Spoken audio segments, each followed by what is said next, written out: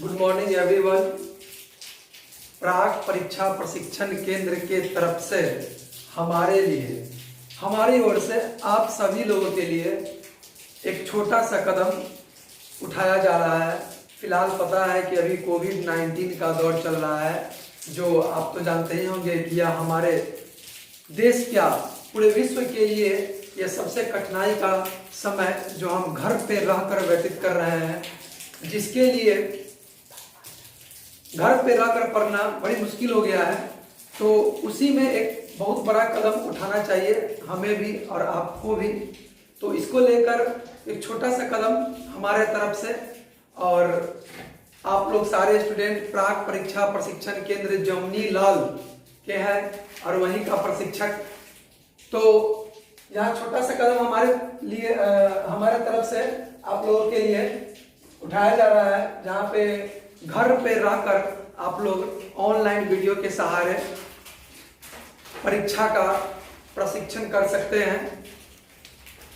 तो देखेंगे यहाँ पे समय बर्बाद ना करते हुए स्टार्ट किया जाए। तो आज हम छोटा सा टॉपिक, जिस तरह कॉलेज में हम टॉपिक लाते थे उसी तरह छोटा छोटा टॉपिक हम यहाँ पे लाएंगे।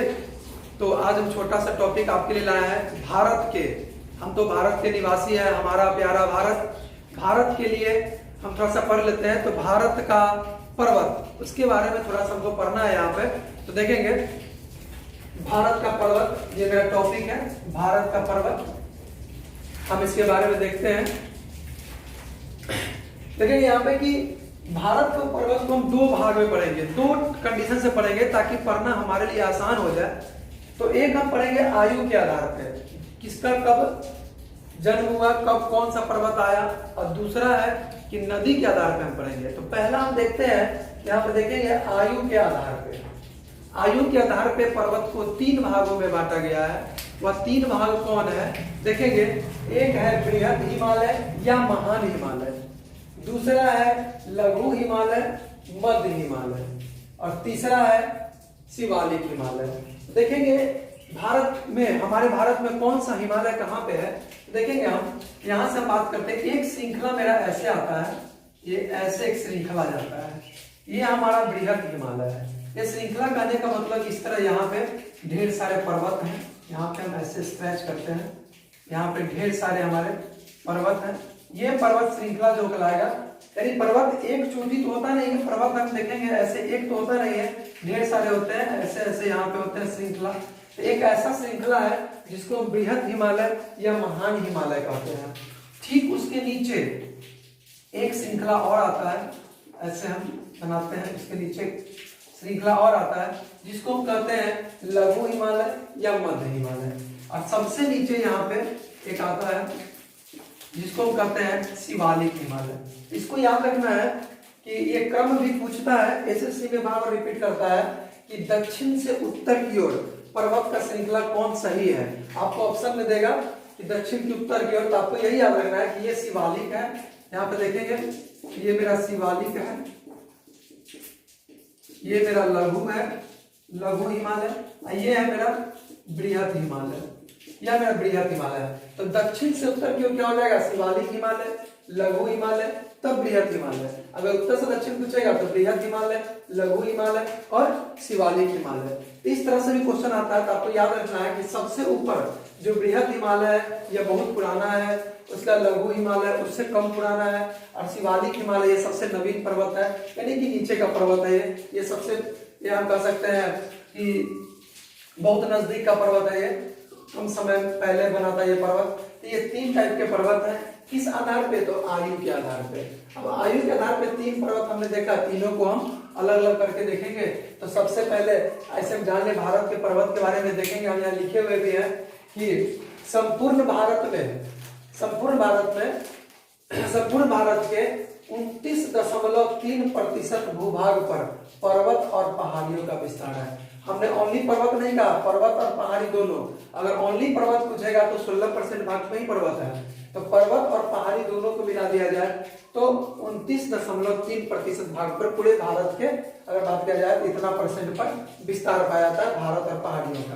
देखेंगे भारत के पर्वत को हम दो भाग में बांटते हैं, दो भाग में हम बांट के पढ़ेंगे। एक क्या, तो आप जानते हैं कि भारत के मध्य से कर्क रेखा गुजरती है, भारत के मध्य से क्या गुजरती है, कर्क रेखा।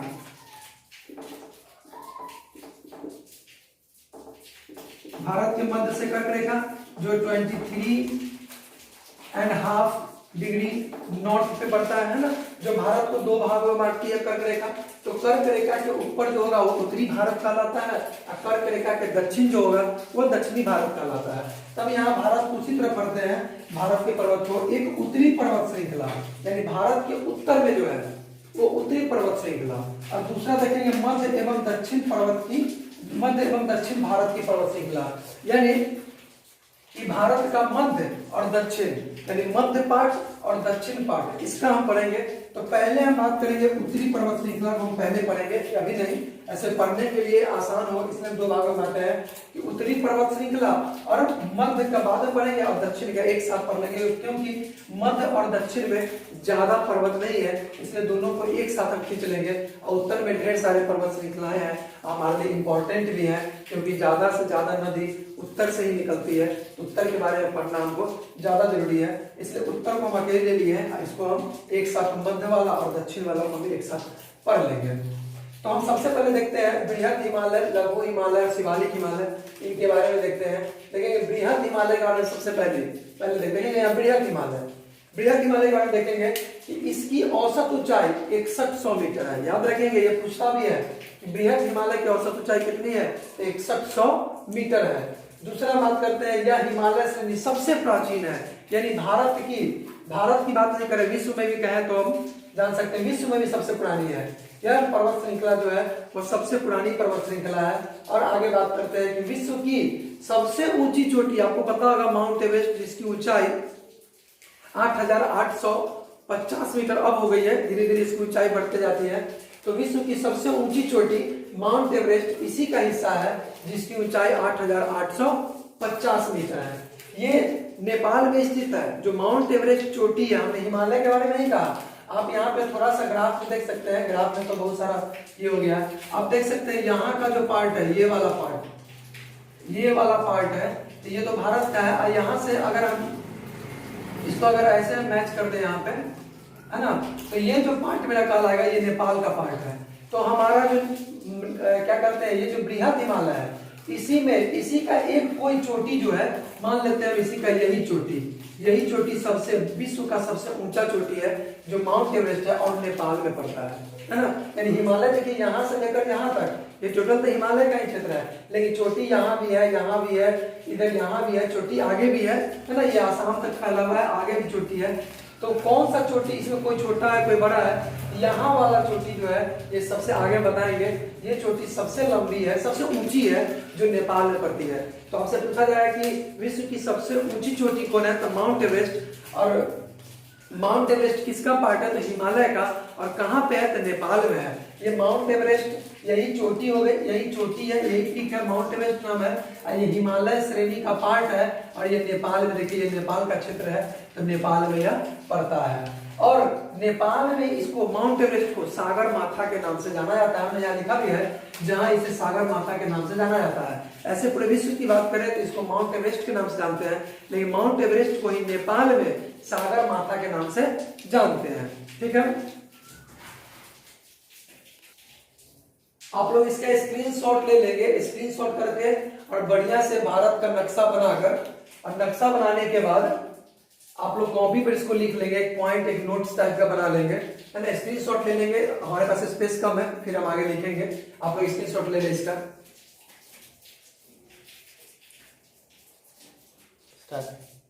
देखेंगे बृहद हिमालय तो हमने देख लिया, अब हम आते हैं शिवालिक हिमालय, सबसे नीचे वाला देखेंगे। ये सबसे नीचे वाला क्या है, शिवालिक हिमालय है।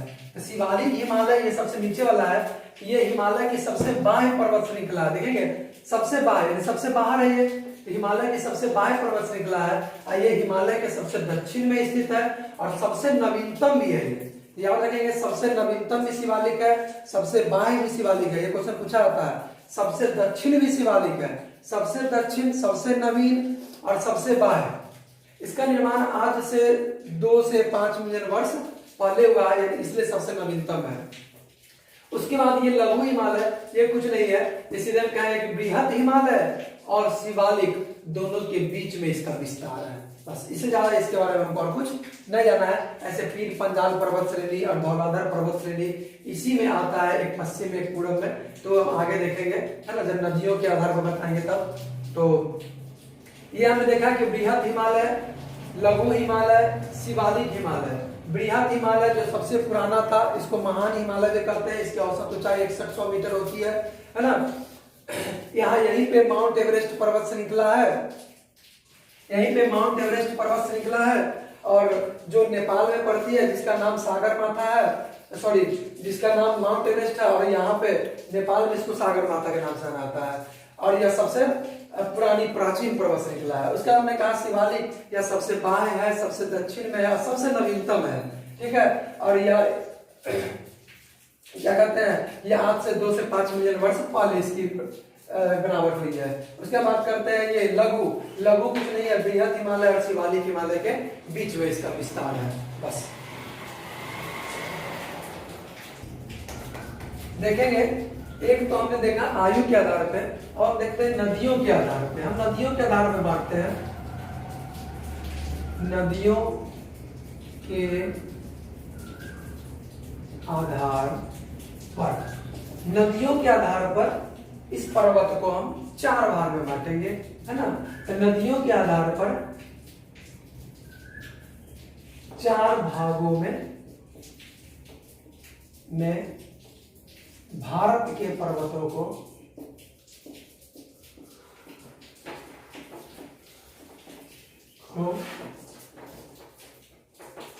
बांटा गया है। नदियों के आधार पर 4 भागों में भारत के पर्वतों को बांटा गया है। देखें कैसे बांटा गया है, थोड़ा सा यहाँ पे देखेंगे हम। एक हम ऐसे करते हैं कि नदियों के आधार पर 4 भागों में बांटा है। 4 भाग कौन कौन देख लेते हैं। सबसे पहला हम करते हैं पंजाब, हिमालय श्रेणी। दूसरा हम करते हैं कुमायूं हिमालय श्रेणी। तीसरा हम करते हैं नेपाल हिमालय श्रेणी। चौथा हम करते हैं असम हिमालय श्रेणी, ठीक है। अब देखिए 4 है, पंजाब हिमालय श्रेणी, कुमायूं हिमालय श्रेणी, नेपाल हिमालय श्रेणी और असम हिमालय श्रेणी। तो हम इसके बारे में थोड़ा सा देखते हैं कि कहां कहां इसका पोजीशन कहां कहां है। पोजीशन में मेनली ध्यान देना है हमको। देखेंगे एक नदियां यहां से ऐसे बहती है, नदियां हैं ये नदियां, जो यह नदी का नाम क्या है, सिंधु नदी। सिंधु नदी है, ठीक है। दूसरा हम बात करते हैं, यहां से नहीं, यहां से कर दीजिए,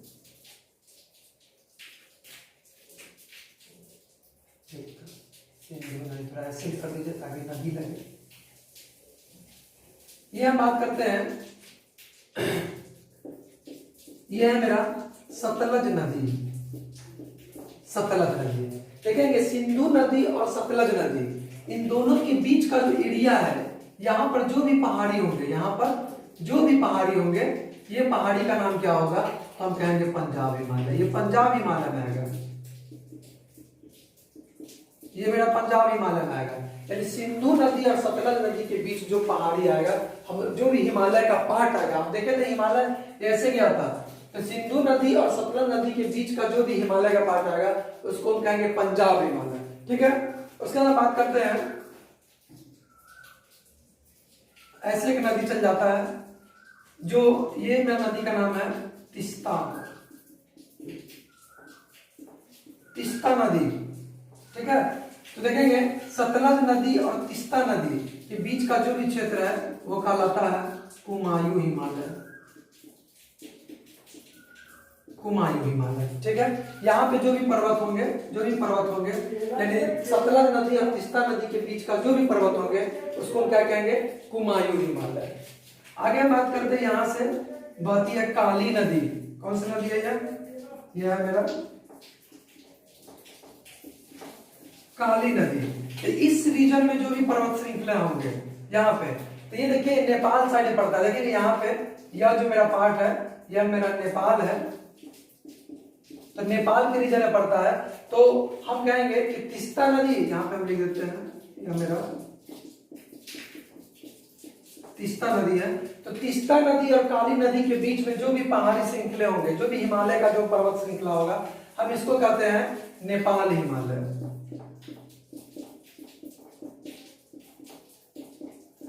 नेपाल हिमालय। आगे हम बात करते हैं, एक नदी बहती है ब्रह्मपुत्र नदी, जो यहां से ऐसे आती है। यह है मेरा ब्रह्मपुत्र नदी।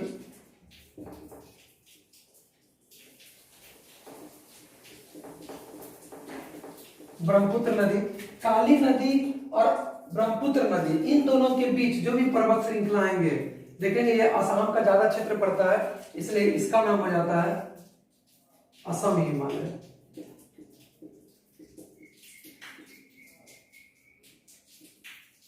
असम हिमालय, ठीक है। तो हमने देखा कि नदियों के आधार पर, ये क्वेश्चन हमेशा एग्जाम्स में आते हैं कि नदियों के आधार पर भारत के पर्वतों को हम 4 भागों में बांटा, पंजाब हिमालय, कुमायूं हिमालय, नेपाल हिमालय और असम हिमालय। ये पंजाब हिमालय किसके बीच होगा, तो हम कहेंगे कि सिंधु नदी और सतलज नदी। देखिए यहाँ लिख दिए हैं सिंधु नदी है, यह जो बह रही है सिंधु नदी है, यह सतलज नदी। तो सिंधु नदी और सतलज नदी के बीच का जो भाग होगा हम उसको कहेंगे पंजाब हिमालय, ठीक है। उसके बाद सतलज नदी और तीस्ता, देखेंगे यहाँ पे तीस्ता नदी है, सतलज नदी और तीस्ता नदी के बीच में जो भी पहाड़ी रीजन आएगा, जो भी पहाड़ आएगा, हम उसको कहेंगे कुमायूं हिमालय, ठीक है। उसके बाद तीस्ता नदी और काली नदी, इनके बीच का जो पर्वत आएंगे उसको हम कहेंगे नेपाल हिमालय, ठीक है। और काली नदी और ब्रह्मपुत्र नदी, इन दोनों के बीच में जो भी पहाड़ का क्षेत्र आएगा, पहाड़ी क्षेत्र, हम उसको कहेंगे असम हिमालय, ठीक है। यहाँ नेपाल हिमालय में भी बहुत सारा, यहीं पे माउंट एवरेस्ट है, इसी हिमालय में श्रृंखला में कोई एक चोटी, बहुत ऊंचा चोटी है जो माउंट एवरेस्ट कहलाता है। तो आपसे कभी पूछेगा कि माउंट एवरेस्ट कौन सा हिमालय में है, तो नेपाल हिमालय में है। माउंट एवरेस्ट जो इसकी श्रृंखला है वो किस 2 नदियों के बीच है, तो तीस्ता नदी और काली नदी। क्वेश्चन ऐसा ही बनता है। आपसे कभी क्वेश्चन पूछेगा कुमायूं हिमालय के दक्षिण से कौन सी नदी बहती है, तो कुमायूं हिमालय, देखिए कुमायूं हिमालय के दक्षिण में कौन सी नदी बहती है, तीस्ता नदी। आपको पता होना चाहिए, ऐसे डायरेक्शन तो आप लोगों ने रीजनिंग में पढ़ा होगा कि यह मेरा पूरब होता है, यह पश्चिम होता है, यह उत्तर होता है और यह मेरा दक्षिण होता है। तो कुमायूं हिमालय उसके दक्षिण, दक्षिण नीचे होता है, उत्तर ऊपर होता है। तो कुमायूं हिमालय के दक्षिण में कौन सी नदी बहती है, तो तीस्ता नदी। इसी तरह ढेर सारे क्वेश्चन पूछे जा सकते हैं कि पंजाब हिमालय के दक्षिण में कौन सी नदी, तो पंजाब हिमालय के दक्षिण में सतलज नदी। ऐसे क्वेश्चन पूछा जाता है, ओके। तो ये हमको ध्यान रखना है। आप इसका स्क्रीनशॉट ले लें, एक जगह अपने भारत का नक्शा बनाकर स्क्रीनशॉट ले लेंगे, क्योंकि फिर हम इसी नक्शा में फिर हम दूसरा चीज बताएंगे। देखेंगे, हमने बताया नदियों के आधार पर 4 भागों में बांटा गया था, है ना, पंजाब हिमालय, कुमायूं हिमालय, नेपाल हिमालय और असम हिमालय। तो अब हम एक एक करके पढ़ना है। पहले हमको पढ़ना है, पहला नंबर देखते हैं पंजाब हिमालय। पंजाब हिमालय, देखेंगे ये पंजाब हिमालय, ये हिमालय का श्रेणी है, यानी कि बहुत सारा हिमालय है यहाँ पे, ऐसे ऐसे करके पर्वत है, ऐसे ऐसे ढेर सारे पर्वत हैं, इस तरह। इसमें कुछ अलग अलग पार्ट भी है, तो हम इसके श्रेणी के बारे में पढ़ेंगे, इसमें कौन कौन से श्रेणी है। तो पंजाब हिमालय में देखेंगे ए नंबर में हम कहते हैं काराकोरम,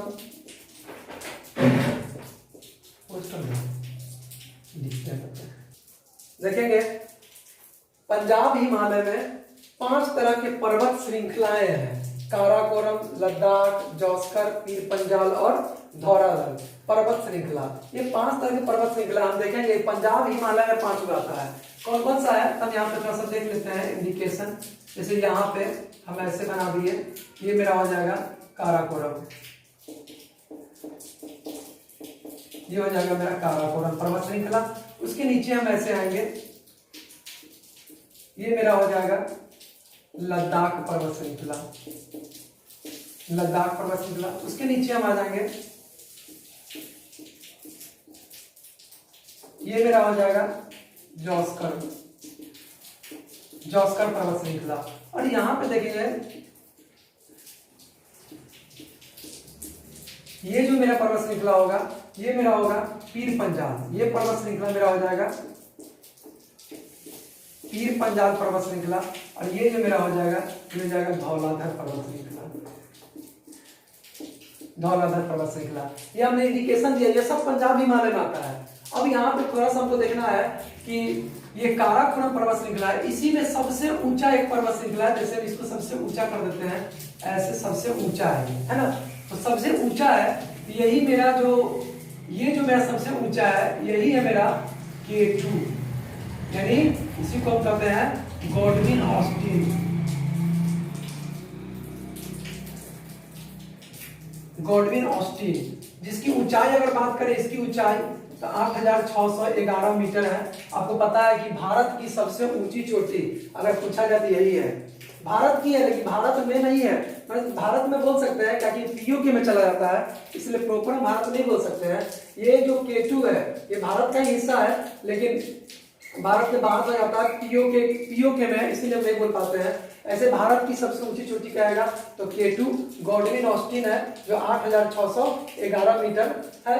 और हम बात करते हैं ये काराकोरम, लद्दाख और जोस्कर, ये तीनों के बारे में अगर हम बात कर ले, ये तीनों के बारे में बात करें, ये सब हमारा बृहत हिमालय में पड़ता है, बृहत हिमालय का क्षेत्र है। हम बृहत हिमालय, लघु हिमालय, शिवालिक बताते हैं, जो सबसे उत्तर का है बृहत हिमालय।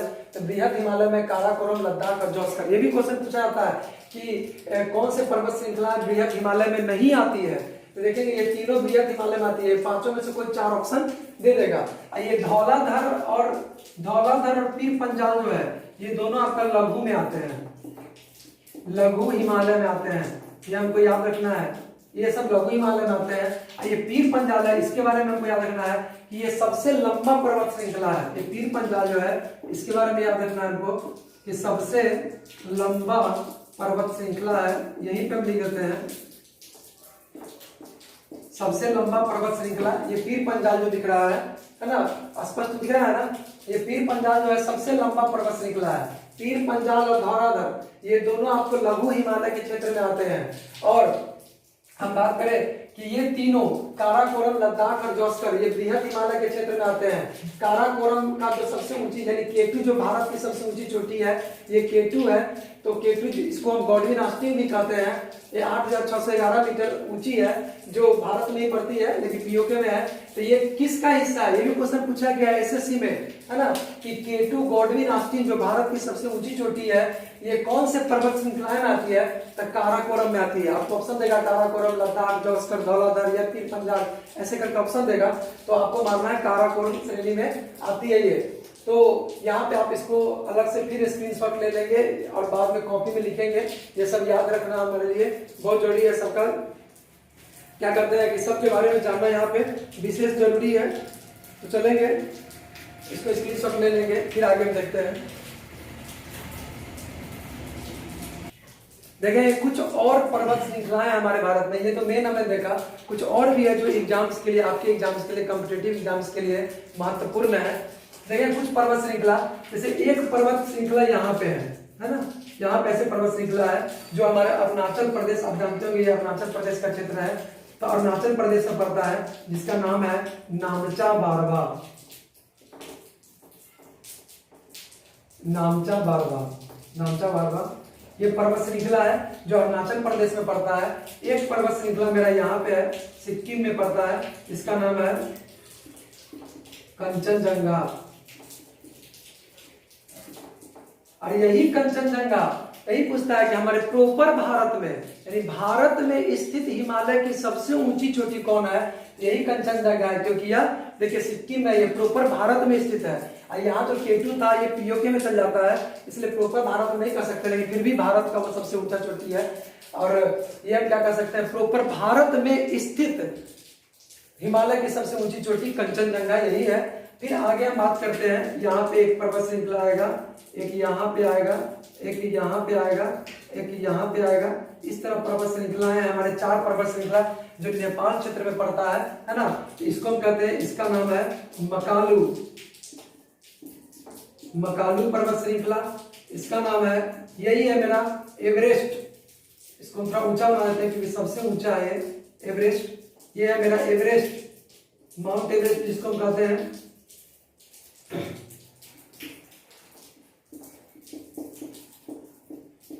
माउंट एवरेस्ट यही नेपाल में है माउंट एवरेस्ट। उसका हम कहते हैं अन्नपूर्णा, दिख रहा है ना, अन्नपूर्णा। और ये हो जाएगा मेरा धौलागिरी। थोड़ा हम ऊपर बना देते हैं,